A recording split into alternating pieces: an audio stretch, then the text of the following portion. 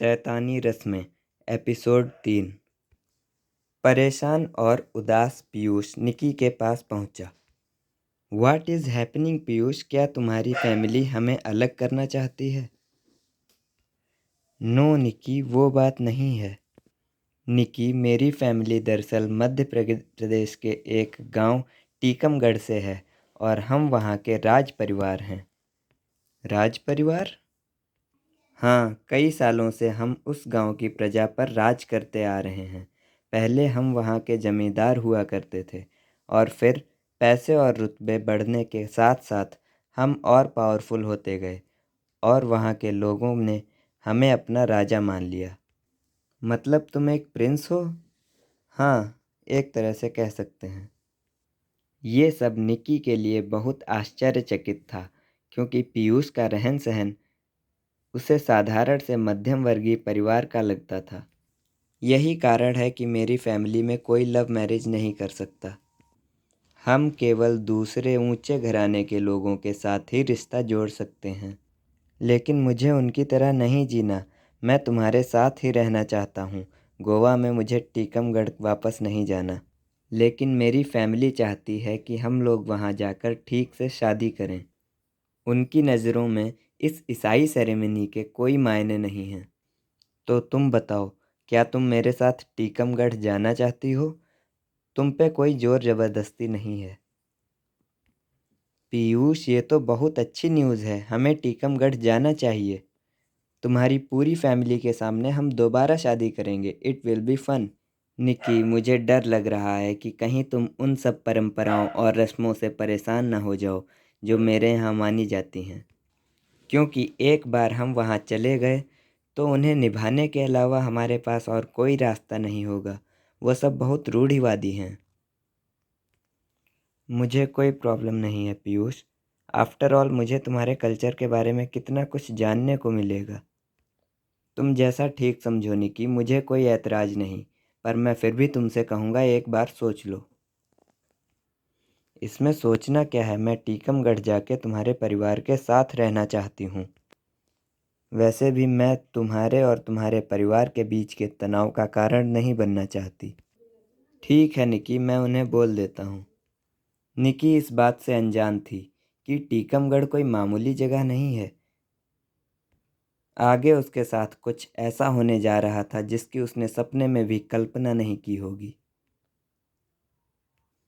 निकी का पूरा बचपन एक सरकारी अनाथालय में ही गुजरा था। ये ऐशो आराम उसके लिए बहुत नया और आकर्षक था। क्या बात है, इतने सालों बाद मुझे अपने हिस्से की खुशियाँ मिलेंगी। क्या हम प्लेन से टीकमगढ़ जाएंगे पीयूष? नहीं निकी, हम प्लेन से इंदौर तक जाएंगे। वहाँ से हमें लेने के लिए एक शाही गाड़ी आएगी जो हमें टीकमगढ़ ले जाएगी।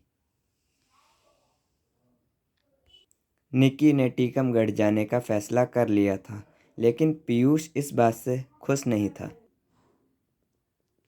एक नई जिंदगी की शुरुआत करती हुई निकी सुहाने सपने संजो रही थी। मैंने कभी सपने में भी नहीं सोचा था कि मुझ जैसी अनाथ लड़की की इतने बड़े रॉयल फैमिली में शादी होगी। लेकिन पीयूष इतना चुपचाप क्यों लग रहा है? ओह माय गॉड, ये सब क्या टीकमगढ़ के रॉयल गार्ड हैं? हाँ, ये सब हमें लेने आए हैं। निकी ने कभी ख्वाब में भी नहीं सोचा था कि उसके ससुराल में उसका वेलकम इतने शान और शौकत के साथ होगा। आपका स्वागत है छोटी बहू रानी। बहुत से कच्चे पक्के रास्ते से उनका काफिला गुजरा और थोड़ी ही देर में निकी अपने ससुराल टीकमगढ़ पहुंच गई।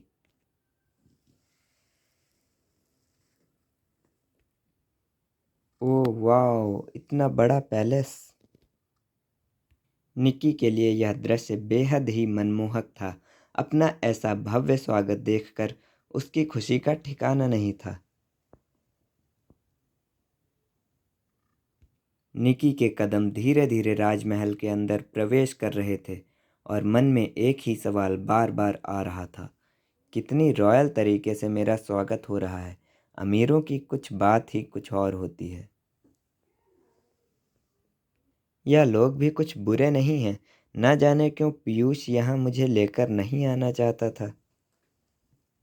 पीयूष ने हमारी मर्जी के बिना शादी की, पर उसने बहू लाखों में एक ढूंढी है। ऐसी सुंदर लड़की तो शायद हम भी नहीं ढूंढ पाते। ठीक कहती हैं माँ जी। हमारी देवरानी तो एकदम चांद का टुकड़ा है। देवर जी बहुत भाग्यशाली हैं। अब तुम थोड़ा आराम कर लो बहू रानी, बहुत थक गई होगी।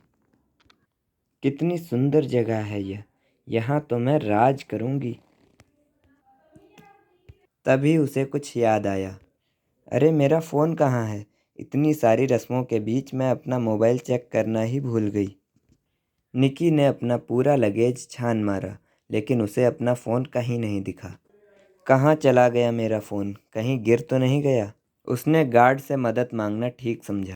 सुनो, मुझे मेरा फ़ोन नहीं मिल रहा। शायद महल में कहीं गिर गया है। क्या तुमने कहीं देखा है? नहीं बहू रानी, हमने नहीं देखा। पता नहीं कहाँ खो गया मेरा फ़ोन। ढूंढ दो प्लीज़, और अगर मिल जाए तो मुझे लाकर दे देना। मैं सोने जा रही हूँ। जी बहू रानी, मैं ढूंढता हूँ।